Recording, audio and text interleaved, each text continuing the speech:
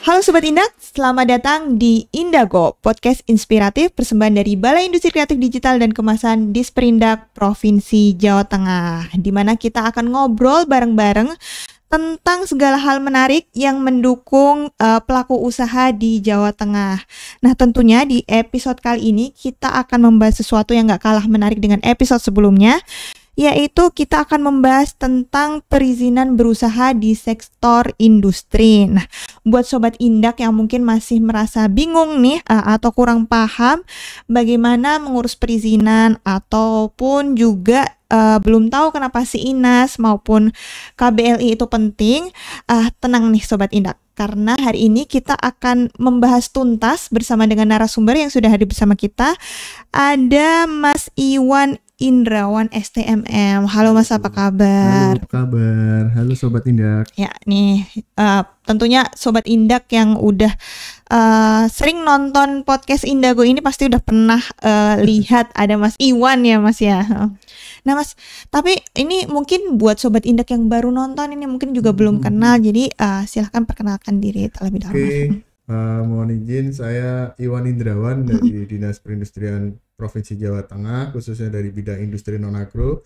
Kebetulan di Disperindak yang menangani terkait pengendalian dan informasi, termasuk di dalamnya perizinan berusaha sektor industri. Nah nih Mas, karena kita kan mau bahasnya tentang perizinan berusaha nih ya Mas ya, berarti mungkin bisa dijelasin dikit nih konsep perizinan berbasis resiko ini, kemudian yang diterapkan di lapangan seperti apa gitu Mas. Oke, jadi kalau perizinan berusaha sendiri itu secara mendasarnya itu saat ini itu adalah legalitas yang diberikan ke pelaku usaha untuk, nah ini kata kuncinya nih, ini untuk memulai dan menjalankan kegiatan usahanya. Jadi kenapa ada kata memulai dan menjalankan? Karena ada saat ini dengan PP 5 perizinan berusaha berbasis resiko, itu perizinan berusaha dibagi berdasarkan risikonya Mbak. Oh gitu. Jadi kalau dulu itu buat usaha dari industri kecil, misalnya usaha tempe dengan usaha yang risikonya tinggi seperti pabrik mobil, pabrik baja, itu prosedurnya hampir sama. Nah saat ini pemerintah untuk berusaha memudahkan dengan membagi risikonya. Jadi kalau yang untuk yang risikonya rendah ya cukup pakai ini, kalau yang risiko tinggi harus pakai ini. Nah makanya ada kata kunci tadi memulai dan menjalankan, karena kalau yang risikonya rendah cukup pakai NIB, tapi kalau yang risikonya menengah tinggi dan tinggi harus dilakukan verifikasi kemudian. Sebenarnya apa saja sih Mas kemudahan yang saat ini diberikan pemerintah gitu ya buat pelaku industri gitu dalam memperoleh perizinan berusaha ini? Jadi memang sebenarnya pemerintah sangat berpihak kepada industri kecil dan industri dalam negeri, tentunya juga memperingkas dan mempermudah perizinan berusaha saat ini. Jadi kalau dulu perizinan berusaha itu ada temponya, ada periode waktu berlaku sampai dengan sekian. Nah saat ini perizinan berusaha itu berlaku sepanjang usaha itu berjalan. Oh gitu. Jadi yang memutuskan kapan usaha itu berhenti adalah si pemilik usaha itu sendiri. Oh gitu. Jadi kalau emang dia merasa oke, saya ingin beralih ke usaha ini, yang ini saya tinggalkan atau tutup, ya cukup lapor ke DPMPTSP untuk mencabut KBLI atau usaha yang ini gitu. Dan selain itu saat ini dibagi-bagi Mbak, yang tadi saya sampaikan berbasis resiko. Jadi dengan adanya PP 5 tadi tentang perizinan berusaha berbasis resiko, jadi kalau yang risikonya rendah, risiko rendah skala apapun itu cukup pakai NIB. NIB aja gitu ya. Lalu untuk yang risikonya menengah rendah dan menengah tinggi itu menggunakan NIB dan sertifikat standar. Oh gitu. Yang risiko tinggi menggunakan NIB dan izin usaha. Nah ini yang menjadi yang menjadi perhatian bagi para pelaku usaha. Jadi untuk kadang kan kita sudah pegang NIB udah cukup nih. Kita udah cukup nih, udah punya NIB, udah bisa jalan. Nah, tapi yang perlu menjadi perhatian dan ini yang akan terus kita sosialisasikan, kita dampingi, kita infokan kepada pelaku usaha. Jadi dilihat dulu risikonya.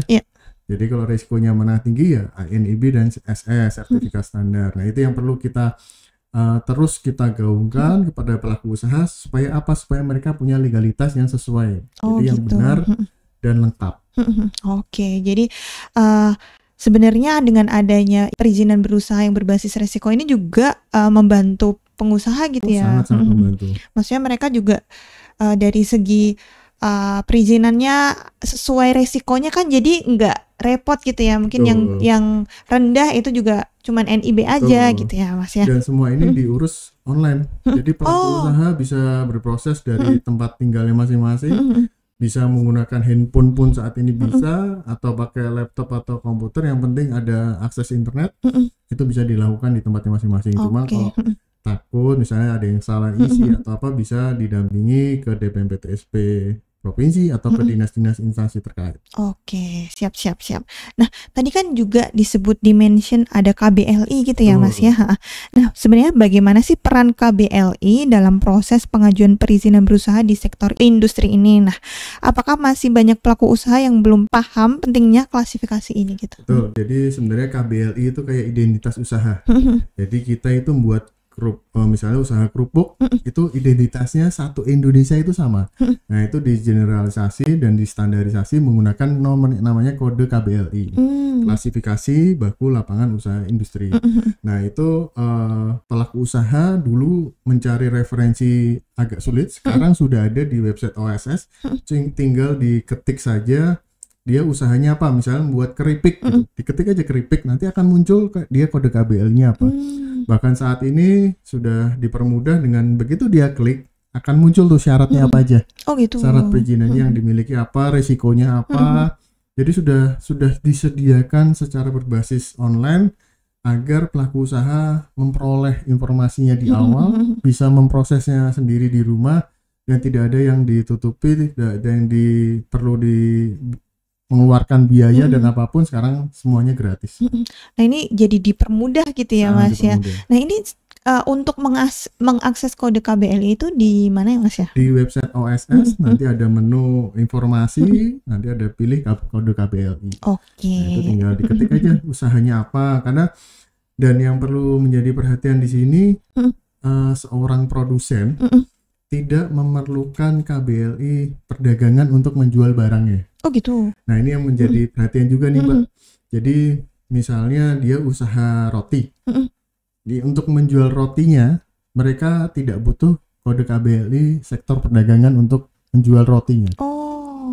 Tapi jika dia seorang punya toko roti, menjual roti, tapi kan kadang di toko roti itu jual meses tuh, jual Blue Band gitu, produk yang dia tidak produksi sendiri, nah itu yang dia butuh KBLI perdagangan. Gitu. Tapi untuk produk yang dia buat sendiri, produksi sendiri gitu itu ya. tidak perlu KBLI perdagangan. Tapi untuk produk-produk yang dia jual tapi tidak diproduksi sendiri, itu yang butuh kode KBLI perdagangan. Oke, nih selain juga dari KBLI juga kan perizinan berusaha ini ada erat gitu ya sama SIINAS gitu ya Mas ya. Nah, apa sih sebenarnya peran SIINAS dalam pengelolaan data industri dan perizinan berusaha ini, dan sejauh mana sih sistem ini mempermudah pelaku industri? Betul, jadi SIINAS itu sebenarnya adalah dashboard yang disiapkan pemerintah secara nasional sebagai wadah komunikasi pelaku usaha dengan pemerintah. Dan di situ banyak kepentingan baik bagi pemerintah sendiri, pelaku usaha ataupun stakeholder terkait. Nah, untuk pelaku usaha sendiri, SIINAS digunakan untuk yang pertama tadi, untuk risiko yang menengah tinggi dan tinggi, itu kan perlu diverifikasi. Nah, pengajuannya itu melalui SIINAS. Gitu. Karena semua kegiatan usaha itu harusnya si pelaku usaha bertemu dengan pemerintah itu cuma sekali. Waktu verifikasi izin usaha ini.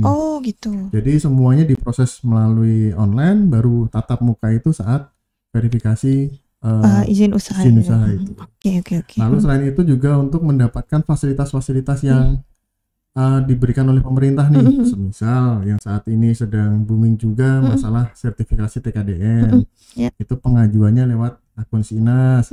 Lalu program restrukturisasi mesin atau subsidi pembelian mesin dan peralatan, itu juga pengajuannya melalui SIINAS. Banyak fasilitas lainnya yang diajukan melalui SIINAS, dan itu semua berbasis elektronik, cukup dari tempat tinggalnya masing-masing, tidak perlu sampai konsultasi ke kantor kita, ke Disperindak ataupun ke Jakarta ke kementerian. Jadi cukup via online. Mhm. Nah, tapi, ada nggak sih Mas misalnya dari pelaku usaha itu kebingungan untuk mengisi atau mengurus perizinan berusaha gitu, ada nggak sih dari kita sendiri fasilitas untuk, pelaku usaha gitu? Jadi Mhm, kalau dari kami pasti ada Mbak. Jadi mhm, kita sudah menyiapkan kanal-kanal mhm, informasi, apakah itu melalui mhm, Instagram mhm, atau apakah itu melalui YouTube. mhm, Di YouTube juga kita sudah siapkan video-video dari mulai cara registrasi, mhm, pengisian SINAS ataupun pengajuan mhm, verifikasi. Selain itu jika ingin konsultasi tatap muka mhm, kita juga siap, mhm, tetapi memang karena keterbatasan personil dan sarana prasarana jadi mhm, kita batasi mhm, melihat situasi kondisi. Cuma kalau yang bisa dilakukan dari tempat para pelaku usaha mhm. masing-masing adalah WA pelayanan. Oh gitu. Jadi Mhm, kami membagi dua komoditas, mhm, untuk komoditas agro melalui nomor tersendiri, untuk mhm. komoditas non agro melalui nomor tersendiri. Itu Oke, untuk mhm, apa? Untuk memaksimalkan mhm. konsultasi pelaku usaha berdasarkan komoditasnya apa-apa. Gitu. Oke, siap nih. Nah, ternyata lengkap sekali ya Mas ya bahwa perizinan berusaha itu manfaatnya ada banyak banget Betul. dan berkesinambungan satu sama lain gitu ya Mas Dan ya. itu Mhm, demi kemajuan industri di dalam negeri, Mbak. Karena mhm, memang kalau kita lihat di Jawa Tengah kan mhm, industri dan perdagangan itu salah satu dua sektor yang mhm, paling dominan di Jawa Tengah. mhm. Kalau kita lihat di PDRB aja sektor industri punya kontribusi 33 sampai 34% sendiri. Mhm. Nah, makanya kita harus jaga dan kita harus dorong sektor ini supaya memberikan dampak perekonomian yang luar biasa bagi Jawa Tengah. Oh, siap, luar biasa sekali nih. Mas, terima kasih sudah Ya. meluangkan waktunya nih Mas.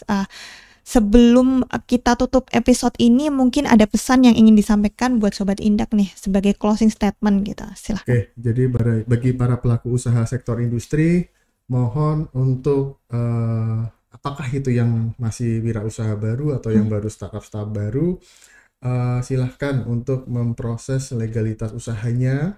Karena apa? Karena dengan adanya kepemilikan legalitas usaha, berarti usaha Bapak Ibu ini teman-teman diakui dan bisa memperoleh fasilitas-fasilitas dari pemerintah, dan tentunya perizinan berusaha itu diproses hanya satu kali di awal jika memang tidak ada perubahan dalam perizinan berusahanya. Jadi kalau itu sudah lengkap, Bapak Ibu dipastikan akan menjalankan kegiatan usahanya dengan tenang, dan nanti kalau ada fasilitas dari pemerintah sudah bisa ikut berpartisipasi di dalamnya. Oke, siap. Nah, ini Sobat Indak sekarang jadi tahu kalau melakukan perizinan berusaha ini udah nggak seribet dulu gitu ya. Betul. Bisa langsung dari rumah masing-masing dan mudah sekali kita juga bisa mendapatkan fasilitas lainnya dari pemerintah Dan gitu ya. sarana konsultasi dan Mhm, pendampingan juga semua kanal media sosial juga mhm. ada, Mbak. Jadi kita Oke. Mhm, bisa digunakan kalau bingung di rumah, aduh mhm, gimana nih? Kadang mhm, kan kalau kita baru praktek baru mhm, bingung tuh. mhm, Waduh, tadi begitu dijelasin, oke, ini tadi isinya apa ya? mhm, Nah, itu mhm. tinggal tanya via WA gitu kan Oke ya. lebih. Terima kasih sudah meluangkan waktu Sama-sama. ya. Terima kasih buat Sobat Indak yang sudah menonton sampai akhir episode ini. Jangan lupa buat like, subscribe, dan komen. Dan juga aktifin lonceng Indago Jateng supaya bisa tahu ada info dan update menarik lainnya. Sekian, sampai Oke. jumpa. Dah.